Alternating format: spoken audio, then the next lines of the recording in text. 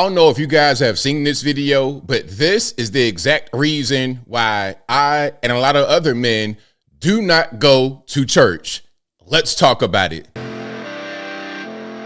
Welcome back, or welcome to Uncle ABL, and in today's video, we're talking about the now viral video of gospel singer and preacher Marvin Sapp instructing the ushers in the church to close the doors and don't let anybody out until they reach their goal of $40,000 in offerings, both online and offline right there in the church. Now, this is part of the reason why a lot of men refuse to go to church, especially black men, because that kind of behavior that we're going to see in a minute is unfortunately pretty common.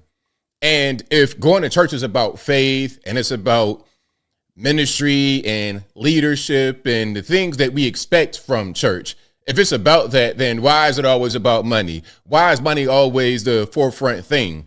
Why do we have so many of these guys that feel more like pimps than pastors? I don't like it. And before I get into it, I just want to say that not all churches are like this. I get it. I understand. However, there are far too many churches like this, pastors, preachers like this. And don't get me started on some of the female preachers. Since when was that ever a thing? How you going to be a female preacher? Doesn't it say right there in the book that women shall not be preachers? There's so much stuff going on. But before we go any further, let's get into the actual clip. I'll link to this clip in the box if you want to see it and hear it without my commentary. But let's go ahead and roll it. And they understand the cost that is involved. There's 1,000 of you. I said close them doors. Ushers, close the doors. Close the doors. Close the doors. Now, he's trying to tell the ushers to close the door so nobody can leave. I tell you what, though, Mr. Sapp, if I want to leave, I'm up out of there. I'm gone. Like, you're not going to hold me hostage in this place. You're just not going to do it. I don't care what kind of money you want, what kind of goal you're trying to reach. If I'm trying to leave, I'm going to leave. And there's nothing that you or them ushers or anybody else can do about it. I tell you what. It's 1,000 that's watching online. This is a small seed. Let's pause for a second. 1,000 online. Listen, you might be able to reach your goal if you got a few more subscribers.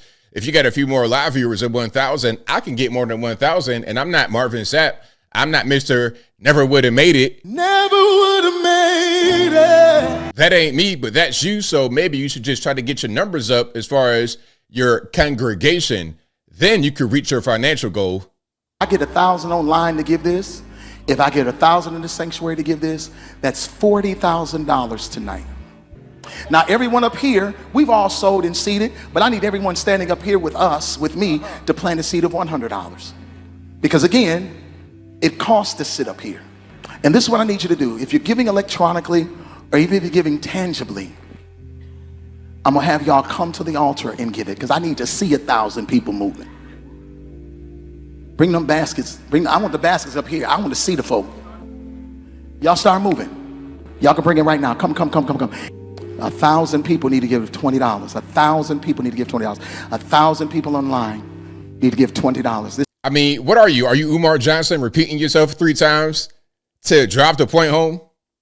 I mean, really, it sounds like begging. And it's like, okay, where are we at? Are we in church, or are you just a bum on the street talking about, hey, youngin', can I get $5? No, you cannot get $5. This is easy, saints. Okay, so Marvin Sapp, there's so much I want to say. And before I really get into my whole thing, don't be offended, okay? If you're watching me, if you're watching this channel, my other channels, don't get offended at what I say. Just either you can agree, disagree, but please don't get offended, because it's not meant to be that way. But church, I'm not a fan of. I've not been to church in I don't know how long, since I was a little kid maybe. Because what's the point? First of all, it's about money. That's the bottom line with a lot of these churches, is about money. They're passing the plate around multiple times, and sometimes you don't really see how the money benefits anybody other than the people that run the church. The pastor, the first lady, etc. Look at my man right here. Do you see Marvin Sapp? I see your jewels, bro. I see you. You're not low. Hold on. I see your watch. Okay, sell that watch right there. I know that watch probably worth about 40, 50 bands, at least on the low end. Okay, from your watch to your necklace to your bracelet, you iced out.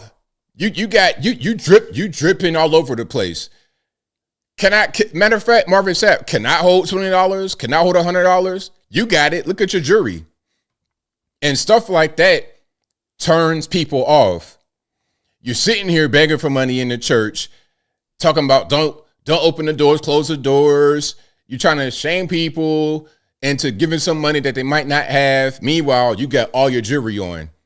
So when you do stuff like this, it looks like you're just going to go buy some more jewelry. You're going to go straight from the church service to the restaurant because y'all big, you eat a lot, you sweating and everything else. But rather than that being your final stop, you're going to go right to the jeweler and get some more stuff. You're going to go right to the car dealership and get you another Ferrari, another Maserati, another whatever. I've seen it far too often, even in little small hood churches where you would think the pastor could not have so much money. They have all types of cars and women and everything else. It's like these are pimps. And I don't like that. And if I'm going to go to church, I need to be fed spiritually. I need to be given the good word. And these guys don't even give that. It's like, okay, you want to take my money, but then when it comes to the actual sermon, it's soft. It's soft at best. It's weak at best. Shout out to the rapper D1. I was on the panel with him. He's a so-called Christian rapper. I was on the panel with him during the election. We're talking about the election and whatnot. Of course, he's a Kamala guy supporting abortion as a Christian, but whatever. Now, he began to read some bullet points that he found online from another preacher, a male preacher, about how to deal with what's happening with the election. And after he read it, I'm like, that's all? That's all you got? Like, it was so soft, so feminine, so flowery. A heterosexual man can't do anything with it. If you're going to give me that soft of a sermon in church, I might as well just watch football. I might as well go do anything else. I'd rather would watch paint dry. I'd rather would clean up my garage from top to bottom with a toothbrush than to be in church listening to that. It's a waste of time. You're trying to take all my money. And in some churches, they might send you a letter to your house talking about, yeah, we know you made X, Y, and Z. You work at X, Y, and Z place. You can afford to give this dollar amount. Go ahead and remit that. It's a hustle. It's a business. And at a certain point, it could be considered a scam. So you know what? I'm good. Don't even worry about it. I don't need to be dealing with church if I'm going to get that. If you don't have anything for me to really help me go forward, to really live my life better and to grow and to build, I have no reason to be there. The women and children are going to be there because the church often preys upon their emotional state. They prey upon the emotional state of the woman, and then the woman will bring small children because she's going to be the chief person in charge of little kids. As especially men become older, we start to no longer need this place that has at a certain point been crafted for the women and children. It's a safe space for women and children. But then also, here's something else. Can I address another elephant in the room since I'm here? And again, don't nobody get offended, but you know what I'm about to say. It could be a safe space for women and children if the pastor kept his hands to himself. I'm not saying Marvin Sapp is doing that, but we've seen case after case after case of pastors and priests and whatnot doing things they shouldn't be doing with small children.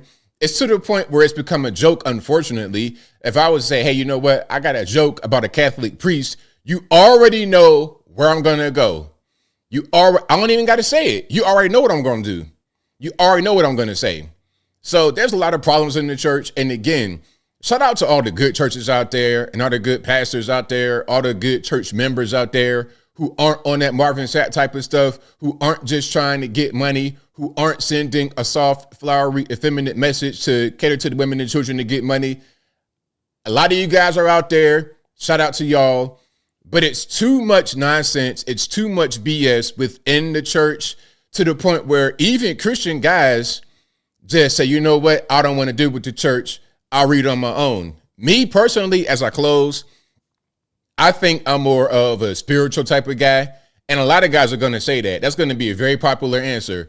I see like Pop the Balloon Dating Show. When the question of Christianity comes up, religion comes up, the guys say, I'm spiritual, not religious, because we see all the hypocrisy with man-made religion. We'd rather just read our books, read the Bible, read whatever you got, read that, and have your own personal relationship with God or whoever you praise, rather than going into this place to get your pockets drained and receiving an empty message.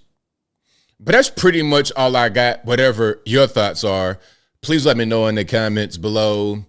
And that's all I got to say for this video. If you like what you heard, please comment, rate, share, and subscribe. Peace.